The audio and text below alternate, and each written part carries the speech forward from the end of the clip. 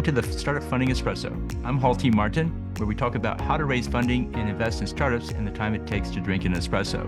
If you have a question about startup funding or investing, please go to the website, startupfundingespresso.com, and type in your question into the chat bot in the lower right corner to receive an answer. I hope you enjoy this episode.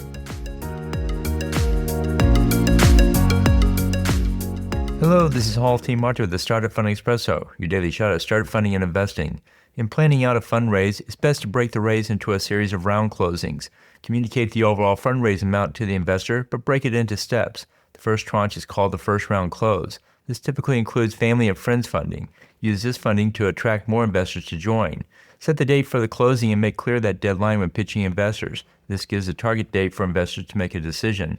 The typical target date is 8 to 12 weeks before the closing date. This gives the investor enough time to run their diligence before making an investment. Too short a window and the investor will bail saying they don't have enough time. Too long a window and the investor will procrastinate. Give investors who come into the round an incentive such as an investor-friendly valuation. When that round finishes, start the next one. Set the next deadline and communicate the date to all the investors who did not invest in the first round.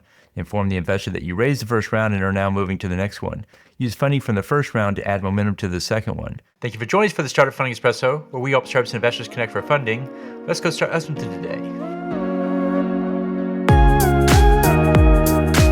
Hall T. Martin is the director of Investor Connect, which is a 501c3 nonprofit dedicated to the education of investors for early stage funding. All opinions expressed by Hall and podcast guests are solely their own opinions and do not reflect the opinion of Investor Connect. This podcast is for informational purposes only and should not be relied upon as a basis for investment decisions.